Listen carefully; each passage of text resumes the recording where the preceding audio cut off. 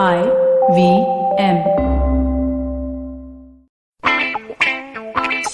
News Kids on the Block. We bring to you stories that top the nation's papers. Fresh from the Ascend International School and IVM desk. Hi, I'm Kavya. I'm Anya. And I'm Trivik. And welcome to this episode of News Kids on the Block, where we give you all the top news updates of the week. Today's COVID update will comprise of two main stories that are pretty good news in my opinion. The first one is the fact that India has now administered more than 90 crore doses of COVID-19 vaccines across the country. Hopefully there's a kids vaccine coming out soon. But yeah, I think this is really great because it's just showing us that obviously progressing, and hopefully this is a sign that things are going to be able to go back to normal, if not 100%, at least like 80%. We were able to do things like we normally would, with precaution, of course. And this is a really good sign. Yeah, Kavya, for sure. The next part of the COVID update is, again, a piece of good news. If you wonder where, there are a lot of parts of the country that are not as easy to access. Therefore, especially northeastern parts of the country, finding it a little hard to get COVID vaccines and vaccinate people since it's not that easy to access for those parts. So recently, the Union Health Minister, Mansukh Mandavia, on Monday, he launched a drone that would deliver COVID-19 vaccines to areas in the northeast of India where it was not as accessible, where it was hard to reach. This is just another sign that shows us that our country is stepping up their vaccine game and making it more accessible for places and states all across every part of the country. And hopefully this is just another step to things getting back to normal. Yeah, Kavya, it's really great to see how India is getting on top of their vaccine game slowly but surely. And it gives us a lot of hope and faith that maybe one day things will be able to return to normal, whatever that might look like. The story that I have for today is about the Nobel Prize in Physics.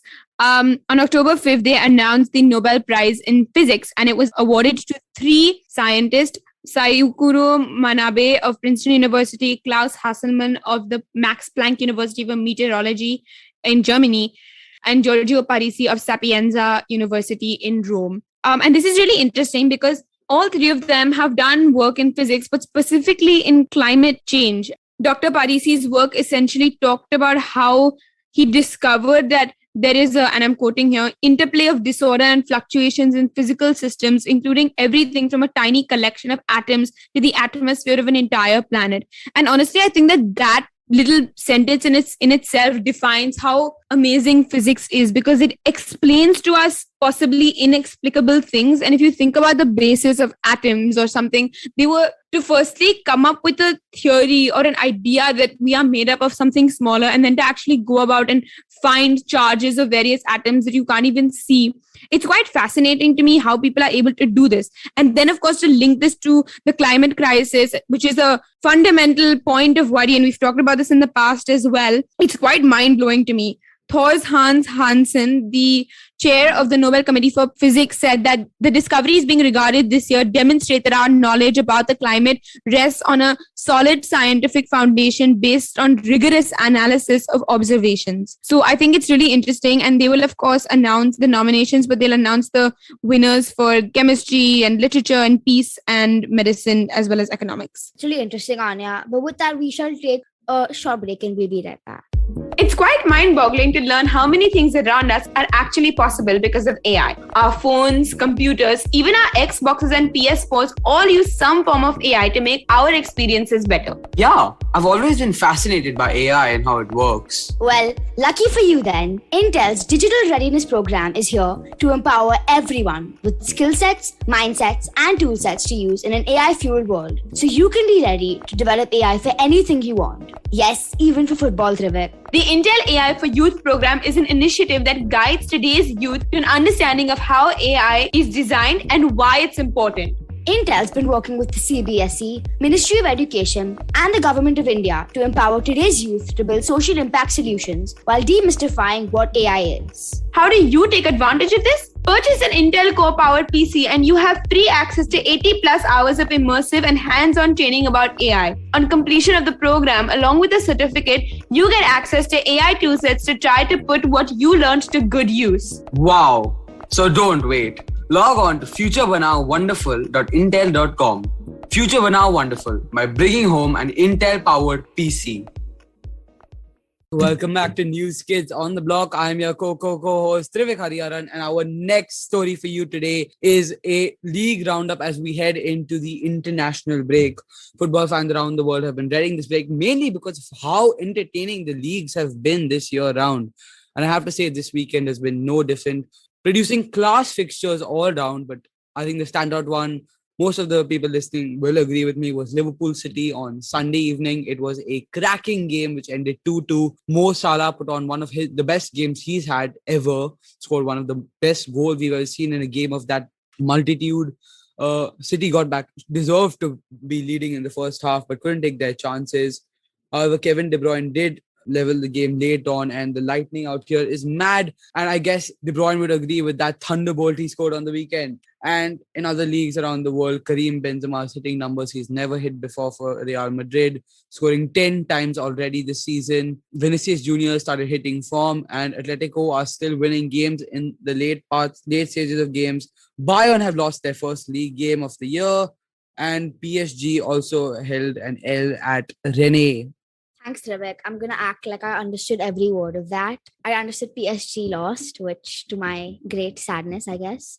The next story I have for you today is a really interesting story that proves how strong the Gen Z generation really is and the amazing things we can achieve if we put our mind to it. The story is about Namia Kapoor, who is a 14-year-old world champion shooter. She took place in the 25-meter pistol event in the ISSF Junior World Championship of Shooting, which happened on Monday. And she won the gold medal in the 25-meter pistol event. And for those of you who need a comparison to realize how great this is, this achievement made her surpass India's amazing shooter Manu Bhaker, who participated in the Tokyo Olympics this year. And like I said, this just really proves that if you put your mind to anything, you can achieve it. And everyone's really proud of Namia Kapoor as she scripted history.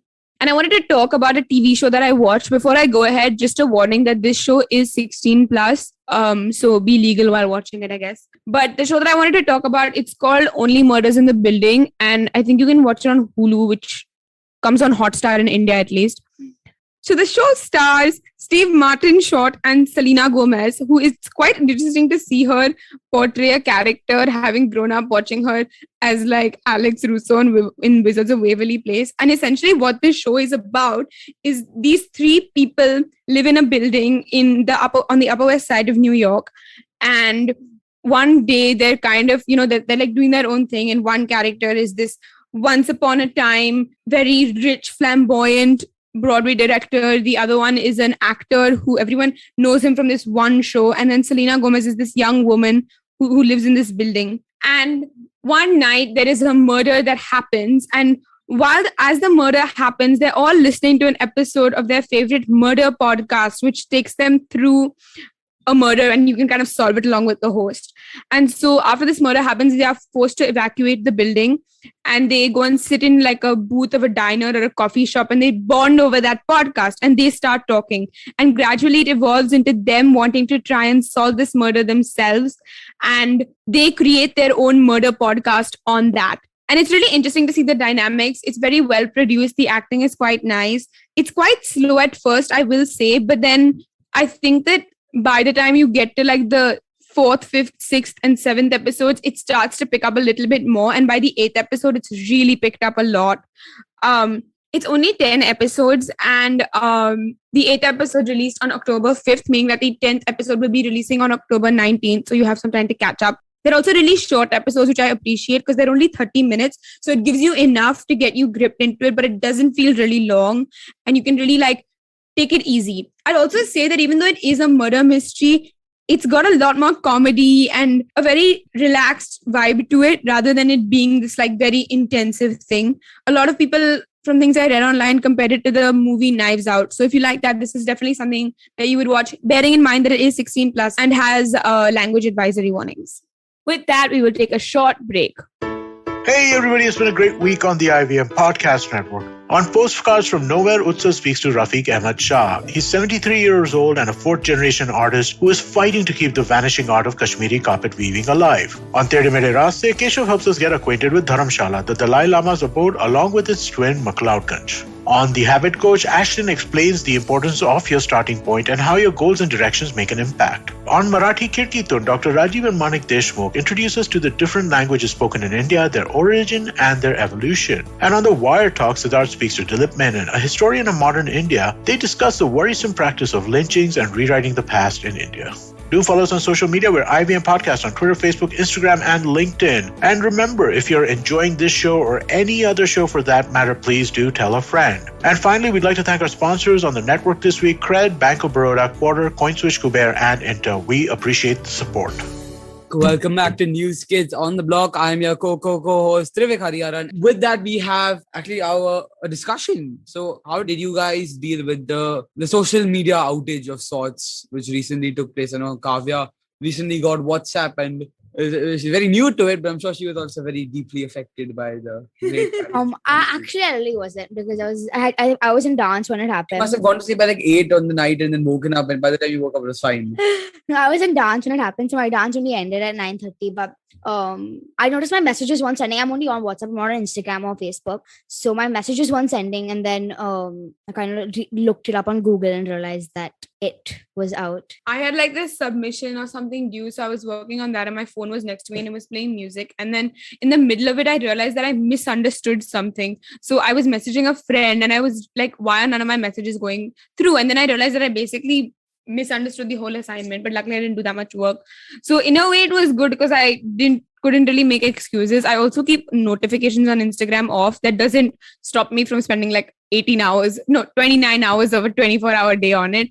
But I think it was interesting. And especially after it, my parents were sort of after me about like, oh, don't you see social media usage is so like this and so that. And I definitely agree. There are a lot of deficits from social media. You know, it can really play with somebody's mental health. But at the same time, my argument to that has been, especially in a pandemic and post-pandemic world, our circles and our range of communication is so limited, as a result of which social media is kind of your only window to the outdoor world, whether it's seeing people have coffee in Paris or Rome, or whether it's finding a meme that's relatable and, you know, you realize that you're not the only one who's having a really hard time focusing in school. So in that way, I think that it's been a godsend. But of course, it is a trigger and a large part of some mental health issues that teenagers can face. And I'll definitely say that I'm very grateful to have had a good experience with it. Yeah, Anya, I'm not on more social media. But I think I definitely agree with you that it does have its bad effects to it and does have its bad parts. But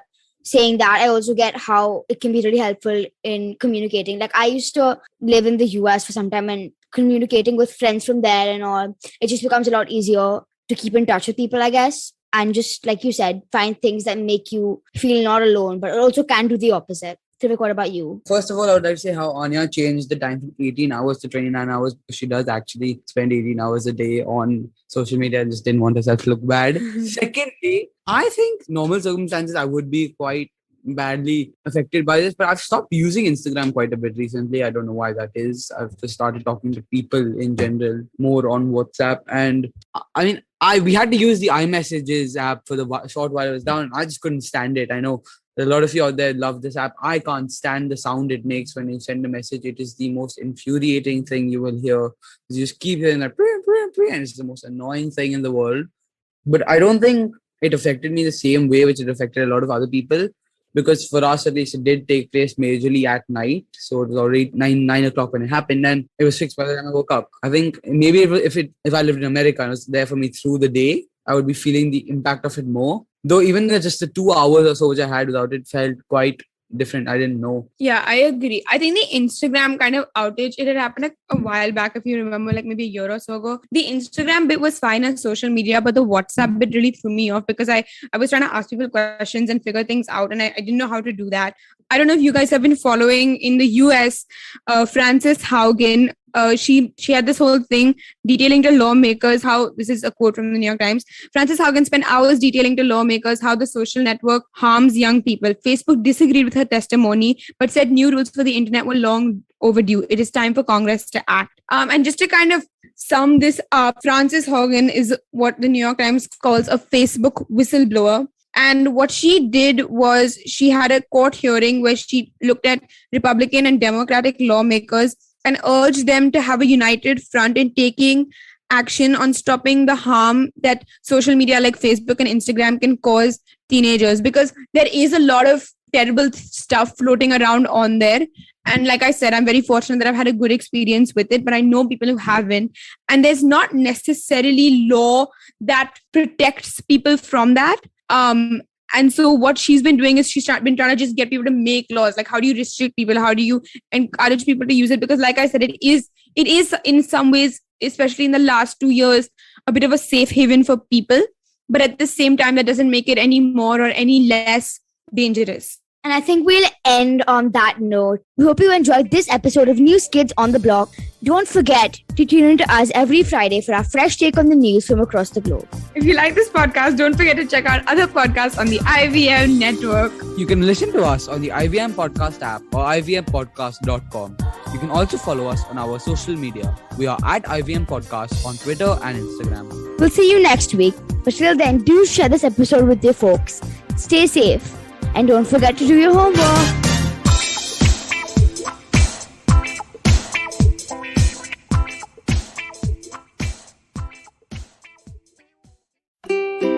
Habits? Routines? How exactly do they help us get better? Well, to simplify it for you, tune in to the Habit Coach podcast. I am Ashton Doctor, and I'm going to be here to help you get better daily with some simple, easy to do habits that you can easily adapt to your life. So tune in to the Habit Coach podcast from Monday to Friday, because I believe that awesome lives start with awesome habits.